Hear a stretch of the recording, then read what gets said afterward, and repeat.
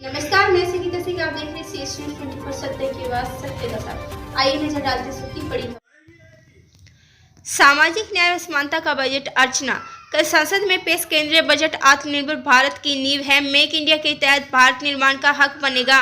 वह तकनीक प्राप्त होगी, वह रोजगार के नए अवसर प्राप्त होंगे। जिला भाजपा अध्यक्ष डॉक्टर अर्चना गुप्ता ने अपने हुड्डा स्थित कार्यालय पर एक प्रेस वार्ता को संबोधित करते हुए कहा, ये बजट जनानुमुखी व प्रगतिशील बजट है। डॉक्टर अर्चना ने कहा कि विदेश मुद्रा कोष भंडार $275 बिलियन से $630 बिलियन होगा।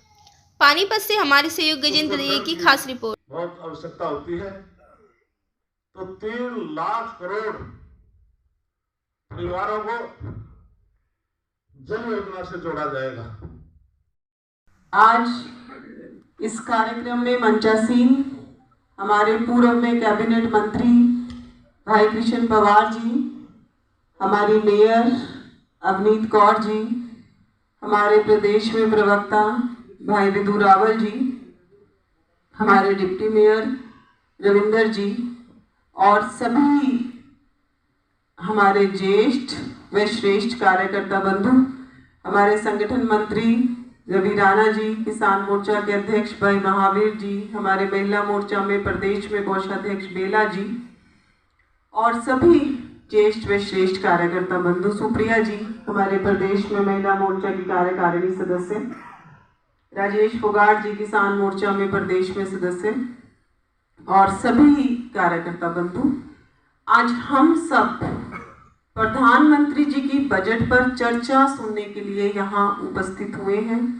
कल हमारी वित्त मंत्री जी ने 2022-2023 का केंद्रीय बजट संसद में प्रस्तुत किया और आज भारतीय जनता पार्टी ने प्रधानमंत्री मोदी जी को उस बजट पर चर्चा करने के लिए आमंत्रित किया।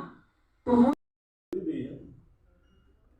ये जो बजट पेश किया गया, इसमें हर वर्ग को ध्यान में रखते हैं, चाहे वो गरीब आदमी है, किसान है, व्यापारी है, कर्मचारी है, सभी का विशेष इसमें ध्यान रखा गया है और इस बजट की सबने सराहना की।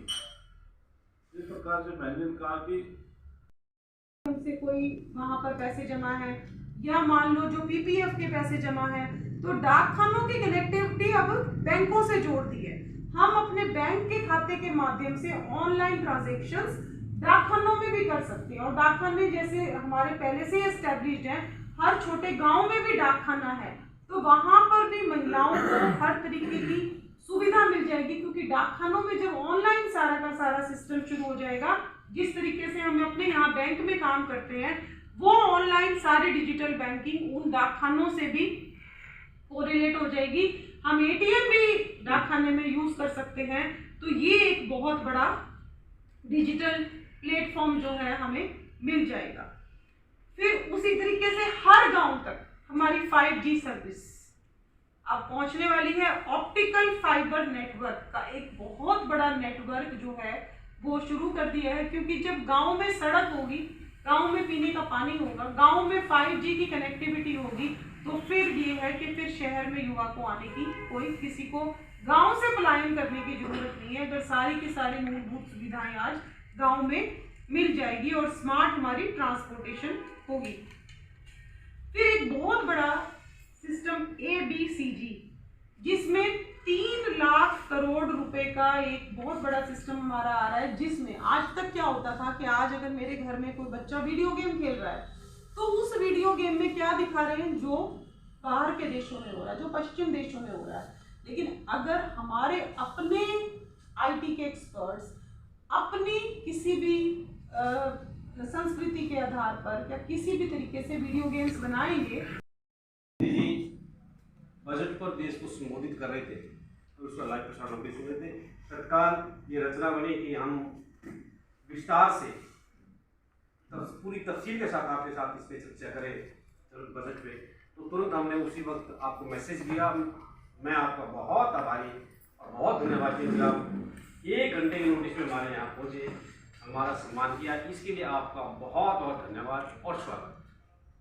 आज की इस प्रेस वार्ता का विषय जो बजट केंद्रीय बजट प्रस्तुत हुआ है कल, उस पर चर्चा करनी है। सारा देश उस पर चर्चा कर चुका है, देख चुका है, परंतु कुछ ऐसी चीजें होती हैं जो तफसील से नहीं बताई जाती, विस्तार से नहीं बताई जाती, विस्तार से आपको बताई जाएगी। कोई आपने प्रश्न पूछना होगा आप पूछिए।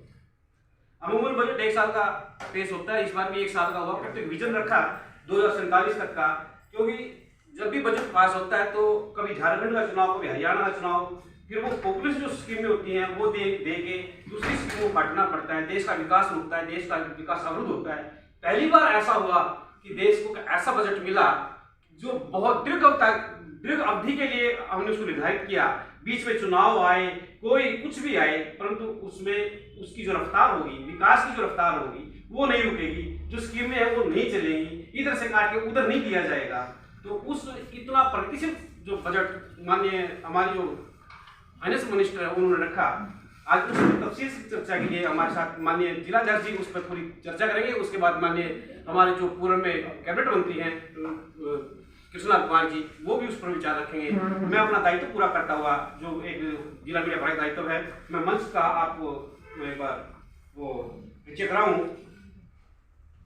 श्री राजेश जी फोगाट हमारे किसान मोर्चा के प्रदेश अध्यक्ष, श्री विशाल जी गोस्वामी जो मेरे साथ जिला में मीडिया से प्रभारी, डॉक्टर राजवीर जी आ रही है प्रदेश में ओबीसी मोर्चा के मीडिया प्रभारी, श्री कृष्णलाल जी कुमार पूर्व में कैबिनेट मंत्री हरियाणा सरकार और भारतीय जनता पार्टी के अनुसूचित मोर्चे के हमारे प्रदेश अध्यक्ष हैं, 5 बार विधायक है, बहुत बड़ा अनुभव है। और आज जिन्होंने ये संबोधित करनी है प्रेस वार्ता, मुख्य रूप से हमारी माननीय अध्यक्ष डॉक्टर अर्चना गुप्ता जी, मेरे इस ओर से मेरी साथी सह मीडिया प्रभारी सुनीता गोयल जी, जिले में सचिव अनीता चावला जी, और हमारे किसान मोर्चा के जिला के महामंत्री श्रीमान अजीत जी दैया, श्री प्रमोद जी, और हमारे किसान मोर्चा के मीडिया प्रभारी श्रीमान गजेंद्र गज्जू भैया, और हमारे आईटी के प्रमुख सह प्रमुख श्री गुरुदेव जी, पंकज शर्मा जी, ये सभी यहाँ पार्टी कर रहे हैं। 2500 किलोमीटर लंबा 5 राज्यों में, उत्तराखंड, उत्तर प्रदेश, झारखंड, बिहार और वेस्ट बंगाल, जहां जहां गंगा हमारी बह रही है, उन गंगा के तट के दोनों तरफ 5 किलोमीटर इस तरफ, 5 किलोमीटर इस तरफ, 10 किलोमीटर चौड़ा कॉरिडोर होगा और वो 2500 किलोमीटर लंबा होगा। और इस 2500 किलोमीटर के कॉरिडोर में नेचुरल फार्मिंग, बिना केमिकल के कोई भी नेचुरल फार्मिंग के जो है वो कॉरिडोर डेवलप किया जाएगा, जिससे क्या होगा कि एक तो हमारी माँ गंगा का प्रदूषण कम हो जाएगा, इधर भी हरे भरे खेत होंगे, दूसरी तरफ भी हरे भरे खेत होंगे, तो अपने आप ही गंगा में प्रदूषण कम होगा। और दूसरा, जब इन खेतों में कोई केमिकल नहीं डाला जाएगा तो गंगा जो है वो केमिकल रहित हो जाएगी। तो इस तरीके से और हम सब लोगों को इसमें बहुत फायदा होगा।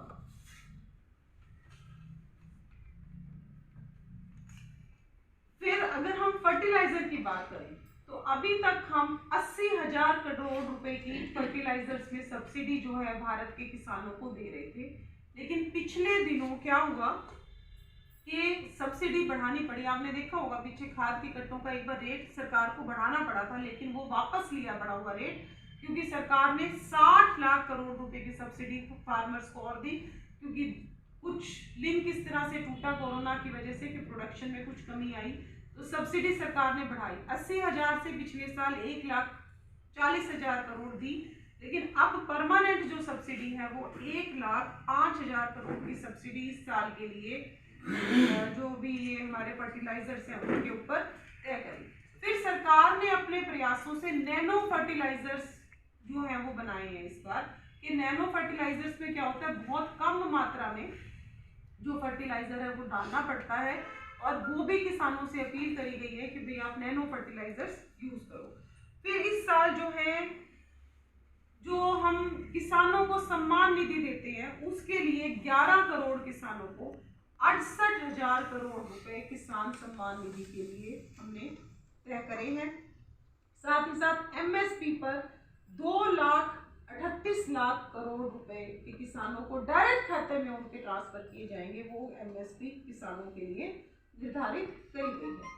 फिर अगर हम बात करें ग्राम सड़क योजना की, 25,000 किलोमीटर के रनवेज जो हैं वो सड़कें इस साल में बनाई जाएंगी। 36% उसमें हमने बजट इंक्रीज किया है, क्योंकि जैसे जैसे कनेक्टिविटी बढ़ती है वैसे वैसे रोजगार के साधन बढ़ते हैं और वैसे वैसे रोजगार वहाँ पर बढ़ता जाता है। फिर अगर हम रेलवे में बात करें तो हमारी 400 वंदे भारत ट्रेन्स, वंदे भारत के नाम से ट्रेन, वंदे मातरम या वंदे भारत नाम से जो ट्रेन है, 400 ट्रेन अगले 3 साल में जो है वो चालू कर दी जाएंगी, जिसमें पैसेंजर्स को नई तरीके की हर तरीके की फैसिलिटी जो है वंदे भारत ट्रेन में मिलेगी। फिर सबसे बड़ी बात, हमने इस बार आरबीआई के माध्यम से डिजिटल करेंसी लॉन्च करी है। डिजिटल करेंसी लॉन्च करने से क्या फायदा होगा कि जो हमारी मनी वाली जो अभी करंट करेंसी है उसको छापने में, उसको बांटने में, उसको रखने में काफी खर्चा सरकार का आता है, तो वो सारा का सारा खर्चा खत्म हो जाएगा जब डिजिटल करेंसी, और इस डिजिटल करेंसी को हम अपनी दूसरी करेंसी से चेंज भी कर सकते हैं कि कहीं हमारे पास डिजिटल करेंसी है वो देके हम पैसे वाली करेंसी ले सकते हैं क्या, वो भी हम ले सकते हैं। तो डिजिटल करेंसी लॉन्च करना, एक पेपरलेस इकोनॉमी पे आना एक बहुत बड़ा हमारी सरकार का स्टेप है, और इस डिजिटल करेंसी की जो लेन देन होगी उसमें 1% जो है वो TDS कटेगा। साथ ही साथ एक बहुत बड़ी चीज, डिजिटल यूनिवर्सिटी, एक बहुत बड़ी डिजिटल यूनिवर्सिटी स्थापित की जा रही है। और डिजिटल यूनिवर्सिटी से क्या मतलब होगा? डिजिटल यूनिवर्सिटी से मतलब ये होगा कि जो बच्चे, मान लो आज कोई बच्चा खेत में, उसके पास कोई है नहीं, पेरेंट्स नहीं है, खेत में काम करना चाहता है, या मान लो कहीं कोई छोटा मोटा कोई भी रोजगार कर रहा है, लेकिन आज अगर उसको पढ़ना है मान लो, तो उसको अपना रोजगार छोड़ना पड़ेगा। हो सकता है उसके घर में कोई कमाने का साधन नहीं था, तो अब पूरा का पूरा परिवार उस टाइम अगर बच्चा पढ़ने जाएगा तो कमाने का साधन खत्म हो जाएगा। लेकिन अब क्या कर सकता है? डिजिटल यूनिवर्सिटी के माध्यम से वो साथ साथ अपना काम कर सकता है और साथ साथ पढ़ाई कर सकता है, और जो भी शिक्षा वो ग्रहण करना चाहता है डिजिटल यूनिवर्सिटी के माध्यम से वो शिक्षा ग्रहण कर सकता है। स्पोर्ट्स का बजट इस बार 3 गुना कर दिया गया है, क्योंकि जिस तरीके से आप लोगों ने देखा होगा कि एक एक खिलाड़ी की प्रधानमंत्री जी चिंता करते हैं, एक एक खिलाड़ी की जो ओलंपिक्स में जाते हैं उनके लिए एक बहुत बड़ा, पिछले दिनों में दिल्ली अपने ही ट्रीटमेंट के लिए गई थी, तो मुझे पता चला कि ओलंपिक्स के खिलाड़ियों के लिए जवाहरलाल नेहरू स्टेडियम में एक बहुत बड़ा हेल्थ जो है हॉस्पिटल वहाँ पे बनाया गया है, जहाँ पर उन्हीं को अगर किसी तरीके की इंजरीज हो जाती हैं तो सिर्फ उन खिलाड़ियों की उन इंजरी का ट्रीटमेंट, उनके लिए फिजियोथेरेपी सेंटर इस तरीके से एक एस्टैब्लिश किया गया है। तो 3 गुना स्पोर्ट्स में बजट बढ़ाया है। फिर उसी तरीके से जैसे हमारे डाकखाने, पिछले दिनों हमने देखा कि डाकखाने कहीं ना कहीं डेड हो गए थे, क्योंकि आजकल सोशल मीडिया का जमाना है, तो कोई चिट्ठी लिखता नहीं है, कोई टेलीग्राम देने की जरूरत नहीं पड़ती है। लेकिन अब